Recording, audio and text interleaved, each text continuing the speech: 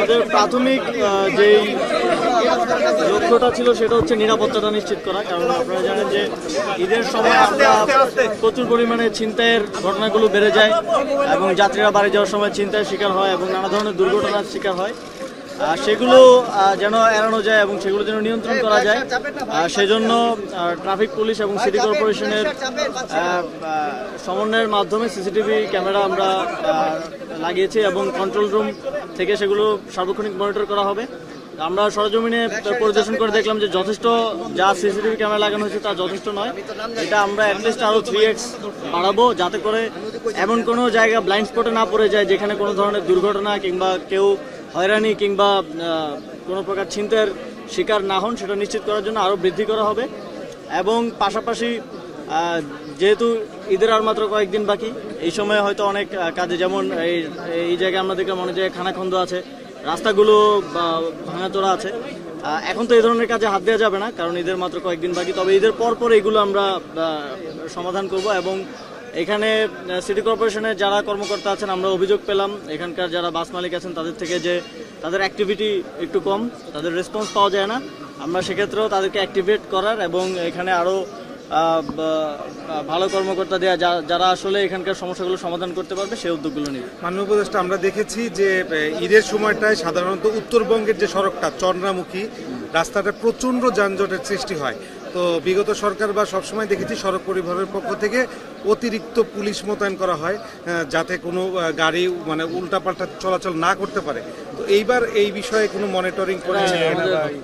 পর্যাপ্ত ব্যবস্থা করা হয়েছে হাইওয়ে পুলিশ থেকে, জেলা পুলিশ থেকে, বিশেষ পুলিশ থেকে এবং আমাদের যে সহায়তাকারী সামরিক বাহিনীর সদস্যরাও এবার সহায়তার জন্য পুলিশের সাথে কাজ করবে মাঠে।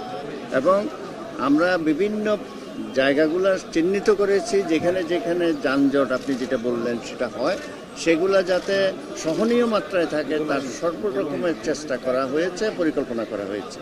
মহাসড়কে যখন নিরাপত্তা বলছেন, গতকালও সবার একটা ডাকাতি হয়েছে,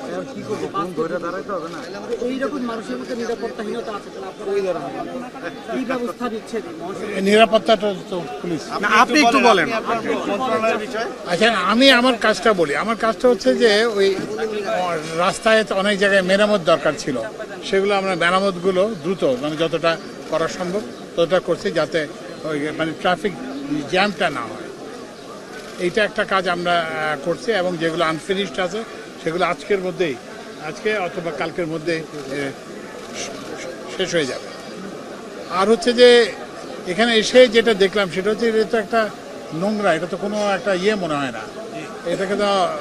তো ওই জন্য ওই যে সিটি কর্পোরেশনকে আমাদের উপদেষ্টা নির্দেশ দিয়েছেন যে এটা পরিষ্কার করবে, এখানে পরিষ্কার করবে। কারণ যাতে আমরা তো চাই যে যাত্রীরা নিরাপদ হোক এবং একটা আনন্দময় ঈদে বাড়ি যাচ্ছে, এখানে আসলেই তাদের ঈদ নষ্ট হয়ে যাবে। মানে উপদেষ্টা, এই যে ঈদ এসছে বলে ধরেন এখন এইভাবে পরিদর্শন হচ্ছে এবং বলা হচ্ছে নোংরা, আমাদের তো প্রত্যাশা যে সারা বছর এই জায়গায় পরিষ্কার পরিচ্ছন্ন থাকবে, সেই ব্যবস্থাটা মাননীয় উপদেষ্টাদের আপনাদের ওই পাশে যে ব্রিফিং করার কথা ওইখানে এর মধ্যেই বাস এলোমেলো রাখার কারণে এই অনুষ্ঠানটা পর্যন্ত ওখানে যে ব্রিফিং করা হলো না, তার মানে শৃঙ্খলার অভাব। সেই শৃঙ্খলা ফিরিয়ে আনা। দেখুন, এখানে যথেষ্ট স্পেস আছে, এই টার্মিনালে যথেষ্ট স্পেস আছে, কিন্তু ম্যানেজমেন্টটা যদি ভালোভাবে করা হয় তাহলে আমরা মনে করি যে এই স্পেসটাকে ইউটিলাইজ করে এই জায়গাটা আরো সুন্দর এবং শৃঙ্খলা নিয়ে আসা সম্ভব।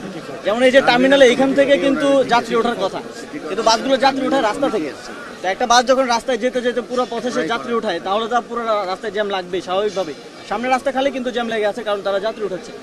তো এই ছোট ছোট ম্যানেজমেন্টগুলো এগুলো আরও ভালোভাবে বাস্তবায়ন করার জন্য আমরা নির্দেশনা দিয়েছি। এবং এবার থেকেই রাস্তা থেকে যাবে কেউ যাত্রী না ওঠায়, যাত্রী যেন যথাস্থান থেকে টার্মিনাল থেকে ওঠে, যাতে করে রাস্তাটা সবসময় খালি থাকে এবং রাস্তায় কোনো জ্যাম না হয়, সেটা আমরা নিশ্চিত করব। যে আপনারা বলছেন যে গার্মেন্টসের শ্রমিকরা কিন্তু আজও সড়কে অবরোধ করছে, আপনারা নির্দেশনা দিয়েছেন যে বোনাস বেতন দেওয়ার জন্য। অনেক গার্মেন্টস কারখানা কিন্তু তারা বেতন না দিয়ে বিক্ষোভ করছে তারা। সেটা মহাসড়কে কিন্তু সেটা মহাসড়কে কিন্তু এক ধরনের মানুষের ঈদ যাত্রা কিন্তু নির্বিঘ্ন হতে বিঘ্নিত হবে। সেটা আপনারা আসলে এগুলো অ্যাটেনশন না, আমি বলি সেটা হচ্ছে যে আমাদের এই অর্থ মন্ত্রণালয় থেকে এই জন্য ব্যবস্থা নেওয়া হয়েছে। মানে যেখানে যেখানে মানে মালিকরা অসামর্থ্য, সেখানে অর্থ মন্ত্রণালয় এটা দেখতেছে তাদেরকে যাদের শ্রমিকদেরকে সরাসরি ইয়ে দেওয়ার ব্যবস্থা করতেছে। কিন্তু যেখানে মালিকরা সমর্থ সেখানে আমরা তাদেরকে দিতে বাধ্য করার জন্য ব্যবস্থা নিচ্ছি, এবং এই জন্য আমাদের একটা ইয়ে আছে, জাতীয় নিরাপত্তা সংক্রান্ত একটা ইয়ে আছে। সেই উপদেষ্টা জেনারেল হাফিজ উনি সহ শ্রম মন্ত্রণালয়ের উপদেষ্টা সহ ওনারা সবাই একসঙ্গে কাজ করছেন।